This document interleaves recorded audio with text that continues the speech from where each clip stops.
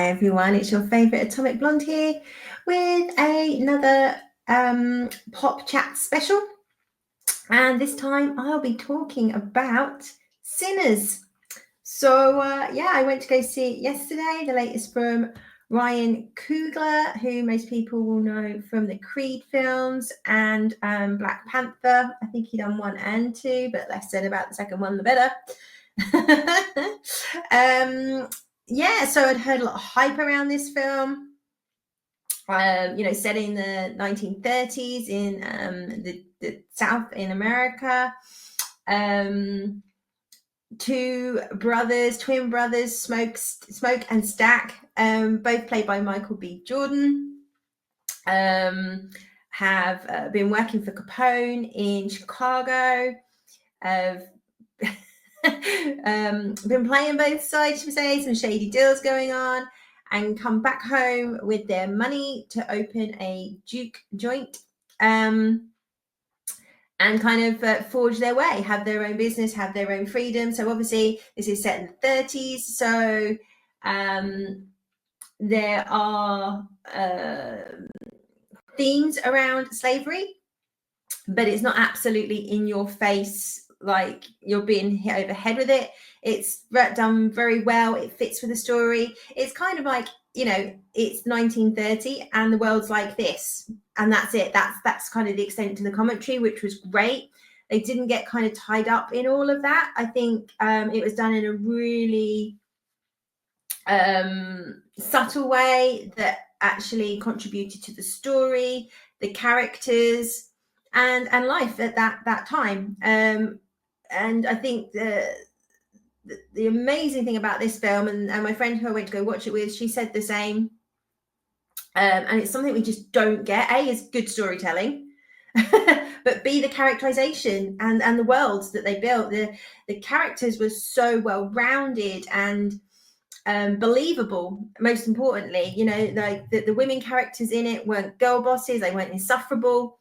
They were just like living their lives, trying to have fun, trying to make their way in this new world in America. They touched on things, and then obviously the person that sells them the building for the juke joint, he's like part of the clan, and they do talk about the clan, and it does come into it, but again, not in a heavy-handed way. It's kind of part of the story. Now, some people didn't like this part of the story at the end of the film. I actually quite liked it. I quite liked how it all played out. I actually quite enjoyed that. And then there's a bit right at the very end, so stick for the credits. It's not like a mid-credit scene or anything like that per se. There's some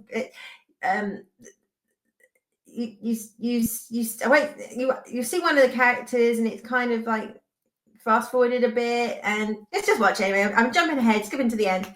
So again, we're introduced to these brothers. They've come back, they've bought this juke joint, they go into town, and everyone's like, oh, like, cause they're like kind of infamous, they're like people that you don't cross. Everybody knows they've been working for Capone, they have friends and they have respect. And they go into town, they catch up with some of their friends and colleagues and say, hey, we're doing this, we want to open tonight, pulling some strings. And, we find out about the character, the brothers, very quickly. So one of the brothers goes to visit, we find the grave of his baby, and we meet his baby mama, and she's a little bit into hoodoo and that kind of thing. And they don't explicitly say why they broke up, but losing the baby and kind of what he's into, but they clearly have a lot of love for each other, as you see, or lust anyway. But there's still a lot of fondness and love there, but for whatever reason they're not together. And then we see the other brother. He's gone to the train station because there's a guy there who kind of is busking and makes money, and then he plays at the juke joints, and he wants him to come and play at the juke joint. And his cousin, who's another central part of the story, Sammy's there, and he's like, there's this white woman staring at you. And Stack's like, oh god. And basically I was saying he was having a relationship with this girl. Now obviously that was a big no-no back then, but it transpires that I think it's her mother's father was black. So even though she's white effectively, or white passing, whatever you want to call it these days, she's like a quarter black kind of thing. So she's very familiar. As I say, she wants to be with him. He's very much, you can't be with me. You know, you'll be lynched. You know, it's just not okay for us to be together, kind of thing. And so these kind of got, so the twins are like the sort of the key focal point of this, and then say their cousin Sammy. Now Sammy's the son of the local preacher, and he's nicknamed Preacher Boy, and he's into playing the blues. He's got this beautiful guitar that the brother's got him, and boy can this guy sing and play. The other just thing that gels this whole film together is the music. The blues music in it, and the singing and the talent is absolutely phenomenal. And pretty much, you know, the first part of the film is them coming back to town, setting up the juke joint, introducing you to all the characters and the kind of the politics of the place, the sort of dynamics of the place. And then the next part of it is all kind of set around the opening night and what's going on at the juke joint, and how this builds up to the sort of final part of the film where it all hits the fan. So I don't think I'm giving away a massive spoiler, but I think everybody knows this is a vampire film. So they open the juke joint, or the juke club. Everything's going well. Sammy's playing. But at the very start of the film, they kind of introduce this concept that some people have such amazing magical gift that the music is just so heartfelt and beautiful, and it's almost sort of transcendent, that it weakens the veil between us and whatever else is out there. But it can also, this sort of almost like sort of Pied Piper effect, that this music can actually attract like evil. It's like this double-edged sword. So as much as this music can bring hope and love and togetherness, it can also attract evil. So Sammy's like singing, we hear him sing properly and play for the first time, and the roof's on fire kind of thing, and everybody's like having the time. But this attracts these vampires, who we are introduced to a little bit earlier on, but they turn up and they're like, hey, we just want to play. We heard the music, but they're white. And this isn't a thing about white people bad, by the way. It really doesn't play like that. The head vampire is Irish, and obviously he's got his own backstory about obviously the troubles and how land was taken from him, and he kind of actually, a big theme of this is kind of like being outcasts and what is freedom after all, and all these kind of things. So they turn up and they're like, hey, we just want to play music, and can we come in? And they stick to the rules of like the vampires. You have to be invited, like sunlight kills them, stake through the heart, silver, that kind of stuff. And they got this great effect with their eyes, like their eyes kind of reflect like cat's eyes, or like a dog or wolf's eyes if the light hits them, and that's kind of what gives away that they're like vampires. And just basically that the night just unravels, and then there's other sort of other plot, there's sort of subplots, I guess, not a massive one, but again, how the clan are in this. The costumes, the music, the world building, it's absolutely phenomenal. And I just got completely sucked into this film. It's not balls to the wall action, because I think some of the comparisons you've got is a bit like From Dusk Till Dawn. Kind of yes and no, in the sense that you've got a very ordinary setting, ordinary people just trying to do their thing, and then vampires come into it. But that's kind of where the similarities stop. I feel it's not got that kind of a comedy that From Dusk Till Dawn has, and that Tarantino-ness, I guess. But Ryan Coogler has done a fantastic job writing and directing this film. As I said, I mean, I do like Creed. I do like the Creed films. Black Panther was okay. It's respectable.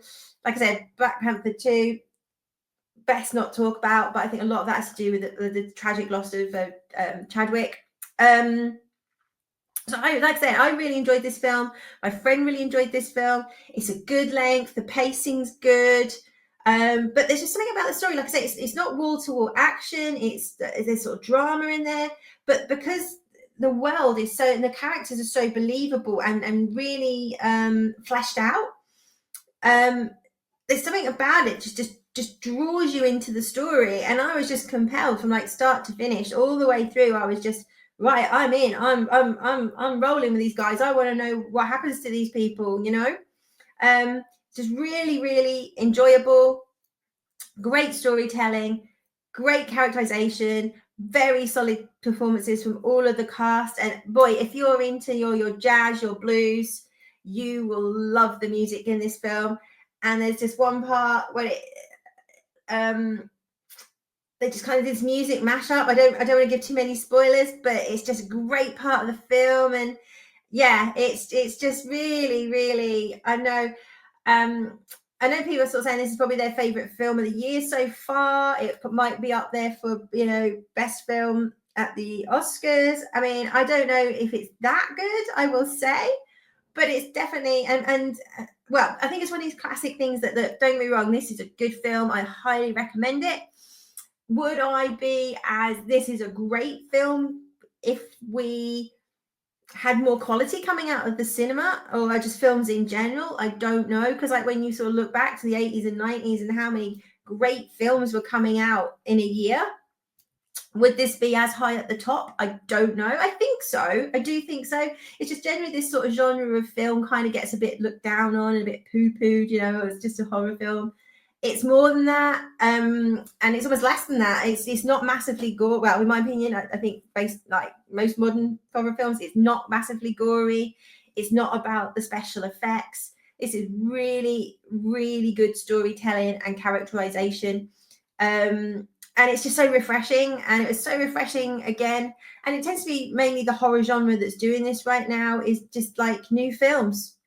You know, yes, we have got some sequels. I mean, obviously, like, you know, we got Smile 2. We know we're going to get I Know What You Did Last Summer again, or whatever they go blooming calling it. And we're getting the Upteeth Screen film. So I'm not saying that the horror genre is immune to sequels, but, you know, we've had Heretic, we've had The Substance. Now we've got Sinners, we've got is it Until Dawn coming out, which is based on the game. You know, there's this new, much more appetite, I guess, to try new things within the horror sphere, because generally they are cheaper films to make. I don't know what the budget was on this. I think I've heard about 90 million. It looks like, you know, this is going strong at the box office, so they'll make that money back, which is fantastic, because the more films that do well that aren't on the blooming studio algorithm spreadsheet, the more chance we are to get new films. Doesn't have to be an IP, doesn't have to be a reboot. If anything, this just proves how much we're desperate for new stories and new storytelling. And again, it blows the narrative, right? This is like a Black director, Black writer, predominantly Black cast, and people are turning up to watch this film regardless, because it's good. And this is what we've been saying for forever, right? You know, criticism is criticism. If something's not written well, or it's the characterization is poor, it's got bugger all to do with the color of the gender of the person playing the role. And that's another reason why I'm thrilled to see this doing so well, because it's like, you know, this narrative is BS. It's been BS for a long time, and this kind of thing just proves the audience don't care. The audience just want good storytelling. So I'm thrilled on a number of levels that this film is doing so well. For the horror genre, hopefully to put this kind of, we're all bigots to bed because we don't like something because it's got a Black lead character, which is bullshit. You know, this film is, you know, it's absolutely proving that's not the case.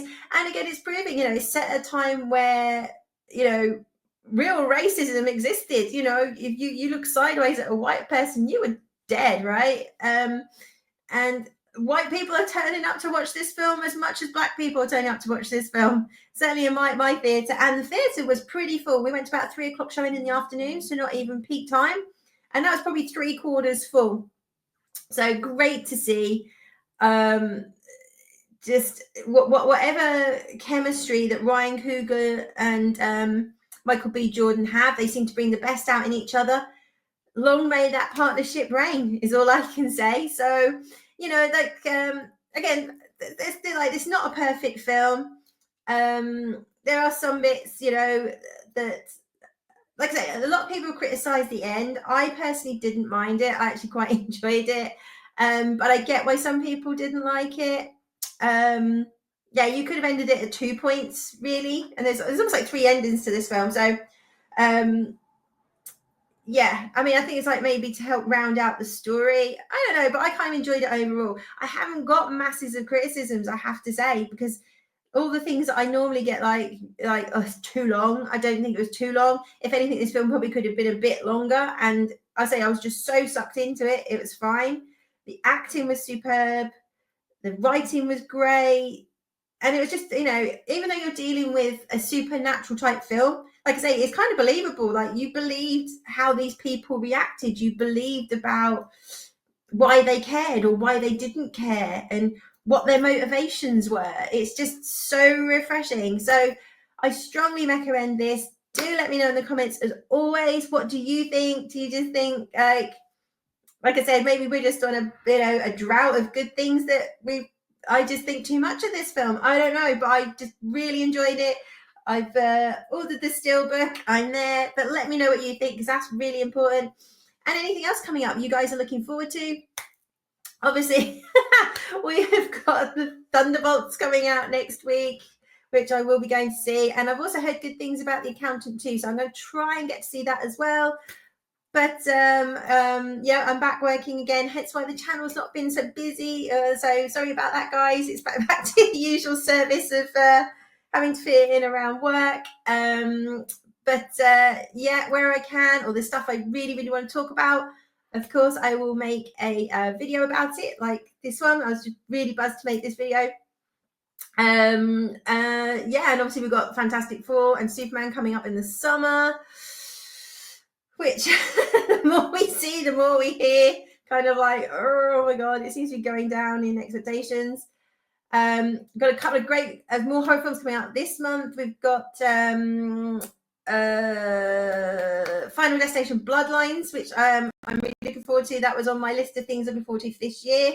And some of the trailers that have come out, yeah, are still, you know, it's one of those things, you know, there's been, what, 5 films now?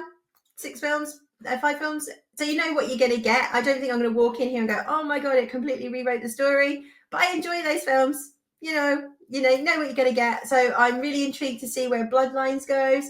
And there was a couple of trailers yesterday which looked interesting as well. So, you know, there's a few things to look forward to at the box office this year, which is something we really haven't been able to say for a long, long time.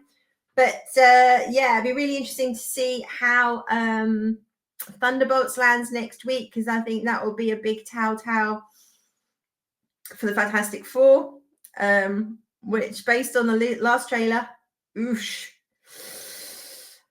Anyway, what do you think about all that? Let me know. And of course, please do like, share, and subscribe. And welcome to any new members. If you're still here, you're still listening to me wanging on. Welcome to new members of the channel. It's great to have you. That's it for now. Yeah, so I will be back hopefully next weekend with a Thunderbolts review. I'm just trying to work out when I go sit at bank holiday, as life, friends' birthdays, things like that.